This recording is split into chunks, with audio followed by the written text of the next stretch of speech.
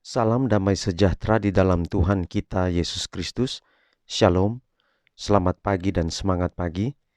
Jumpa kembali dalam renungan kita pada pagi ini, Rabu 12 Oktober tahun 2022. Puji Tuhan untuk berkat-berkat Tuhan yang boleh kita rasakan hingga pada saat ini. Saya juga ingin menyapa saudara-saudara yang telah memberikan komentar pada kolom komentar pada renungan pagi kemarin, yaitu Rita Munalinje. Mohon juga doakan suaminya dan kita akan doakan.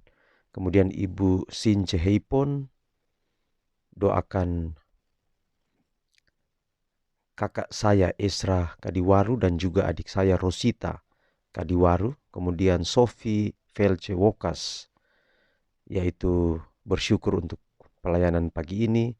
Kemudian Gasper Rihi, kemudian Yunita Monim, Meiti Mondigir, Mira Baginda, Mona Lisa Jami, Margareta Ansanai, Ibu Margareta yang berada di Jayapura, yaitu keluarga Suebu Ansanai di Jemaat Dok 5 Jayapura. Kemudian Algi Fania Official, kemudian Ria Pelatu, Ibu Nova Papona, Bapak Yance Papona, Bu Samsudin, dan juga Ibu Kutika Karyanti, Ibu Karyanti Kutika Kaheping. Kiranya berkat Allah menaungi kehidupan saudara, dan walaupun yang saudara yang tidak berkomentar juga di mana saja berada, kiranya berkat Allah juga menaungi kehidupan saudara-saudara sekalian. Baik, kita akan dengarkan pekabaran firman Tuhan pagi ini dengan judul kesederhanaan. Sebelum saya lanjutkan, mari kita berdoa.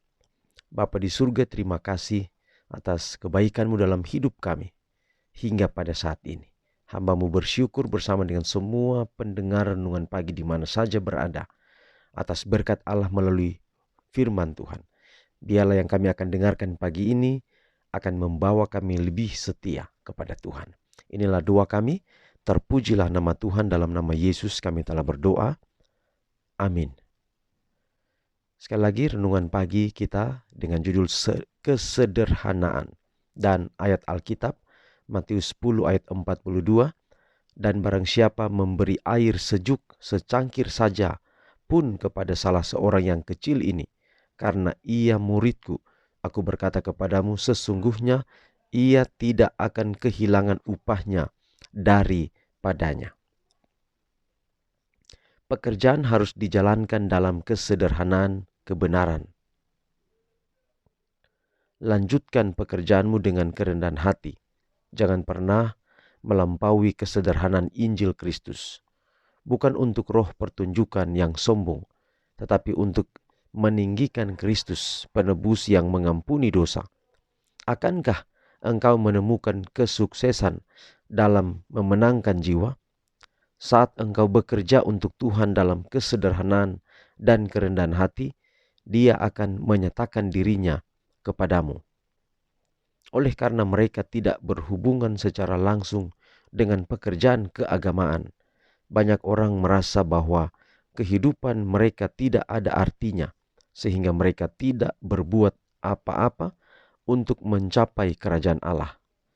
Jika sekiranya mereka dapat melakukan perkara-perkara yang besar, betapa senang mereka mau melakukannya.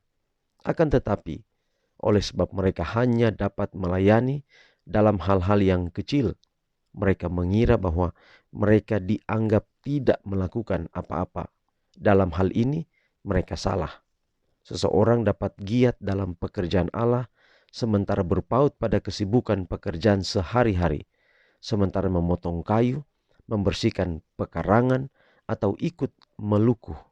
Ibu yang mendidik anak-anaknya bagi Kristus sesungguhnya keadaannya sama bagi Allah sebagai pendeta di mimbar. Sekali lagi, ibu yang mendidik anak-anaknya bagi Kristus sesungguhnya keadaannya sama bagi Allah sebagai pendeta di mimbar.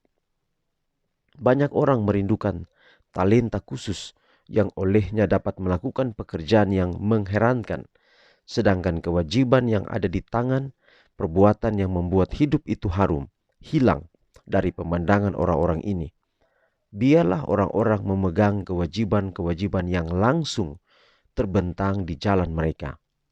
Kemajuan tidak banyak bergantung atas talenta, sebagaimana atas tenaga dan kemauan. Bukanlah oleh memiliki talenta-talenta yang hebat yang menyanggupkan kita untuk memberikan pelayanan yang dapat diterima, akan tetapi oleh melaksanakan pekerjaan sehari-hari dengan bersungguh-sungguh hati, roh yang puas, yang tak bercela, menaruh perhatian yang sungguh-sungguh kepada kesejahteraan orang lain. Pada orang yang paling rendah kesempurnaan sejati dapat diperoleh. Jadi luar biasa saudara, pekabaran kita di pagi ini. Ternyata bahwa kita kadang terlalu berpikir tentang hal yang besar terkait dengan pekerjaan penginjilan, pelayanan kepada Yesus. Tetapi ada hal-hal yang sederhana yang sering kita lupakan. Bahkan di sini contoh yang paling sederhana. Tugas seorang ibu ketika dia mendidik anaknya di rumah.